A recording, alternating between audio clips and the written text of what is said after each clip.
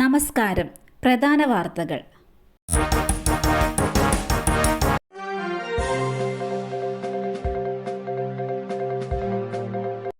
ഗാസയിൽ സമ്പൂർണ്ണ വെടിനിർത്തൽ പ്രമേയം പാസാക്കി UN രക്ഷാസമിതി. ഗാസയിൽ സമ്പൂർണ്ണ വെടിനിർത്തൽ ആവശ്യപ്പെടുന്ന പ്രമേയം ഐക്യരാഷ്ട്രസഭ രക്ഷാസമിതി അംഗീകരിച്ചു. സമ്പൂർണ്ണ സൈനിക പിന്മാറ്റവും ഗാസയുടെ പുനർനിർമ്മാണവും ആവശ്യപ്പെടുന്നതാണ് പ്രമേയം. അമേരിക്ക ഉൾപ്പെടെ എല്ലാ രാജ്യങ്ങളിലും പ്രമേയത്തെ അനുകൂലിച്ചു. എന്നാൽ റഷ്യ വിട്ടുനിന്നു. ആദ്യത്തെ 6 ആഴ്ച വെടിനിർത്തലിനൊപ്പം ഇസ്രയേലിലെ ജയിലുകളിലുള്ള പലസ്തീൻ പൗരന്മാരെയും ഗാസയിൽ ബന്ദികളാക്കിയിരിക്കുന്ന ഇസ്രയേലി പൗരന്മാരിൽ ചിലരെയും വിട്ടയക്കണം. 2ാം ഘട്ടത്തിലെ സമ്പൂർണ്ണ വെടിനിർത്തലിൽ ബാക്കി ബന്ദികളെ കൂടി വിട്ടയക്കണമെന്നാണ് നിർദ്ദേശം. ആക്രമണത്തിൽ തകർന്ന ഗാസയുടെ പുനർനിർമ്മാണമാണ് 3ാം ഘട്ടം. നിർദ്ദേശം ഇസ്രയേൽ അംഗീകരിച്ചുവെന്നാണ് അമേരിക്ക അവകാശപ്പെടുന്നത്.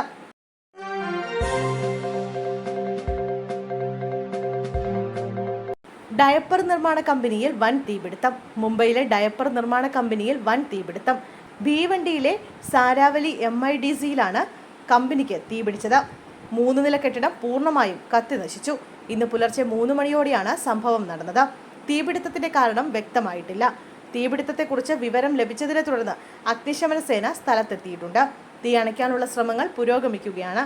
തീ ശക്തമായതിനാൽ അണയ്ക്കാൻ മണിക്കൂറുകൾ വേണ്ടിവരും എന്നാണ് സേനയുടെ വിശദീകരണം. അപകടത്തിൽ ആളപായം റിപ്പോർട്ട് ചെയ്തിട്ടില്ല.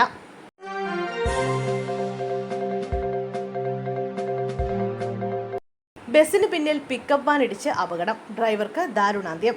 വടക്കഞ്ചേരി ദേശീയപാതയിൽ മുടിക്കോട് സർവീസ് റോഡിൽ നിർത്തിയിട്ടിരുന്ന ബസിന് പിറകിൽ പിക്കപ്പ് വാൻ ഇടിച്ച് ഡ്രൈവർ മരിച്ചു. കോയമ്പത്തൂർ ഉക്കടം സ്വദേശി കറുപ്പയ്യ സേർവയ്യാണ് മരിച്ചത്.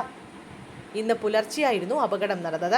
തകരാറിലായതിനെ തുടർന്ന് സർവീസ് റോഡിൽ നിർത്തിയിട്ടിരുന്ന ബസിന് പിറകിലാണ് പാലക്കാട് ഭാഗത്തേക്ക് പോവുകയായിരുന്ന പിക്കപ്പ് വാൻ ഇടിച്ചത്. അപകടത്തിൽ വാനിന്റെ മുൻഭാഗം തകർന്നു.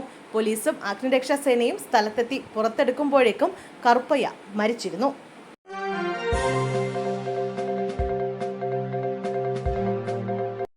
മൃതദേഹം കത്തിക്കരിഞ്ഞ നിലയിൽ കണ്ടെത്തി. കൊലപാതകം. ഇടുക്കി മാങ്കുളം 50ാം മൈലിൽ വയോധികനെ കത്തിക്കരിഞ്ഞ നിലയിൽ കണ്ടെത്തി. കൊലപാതകമാണെന്നാണ് സംശയം. മാങ്കുളം 50ാം മൈലിൽ പറയക്കുടി തങ്കച്ചനാണ് മരിച്ചത്. 60 വയസ്സായിരുന്നു. മൂന്നാർ പോലീസ് സംഭവസ്ഥലത്തെത്തി അന്വേഷണം ആരംഭിച്ചു.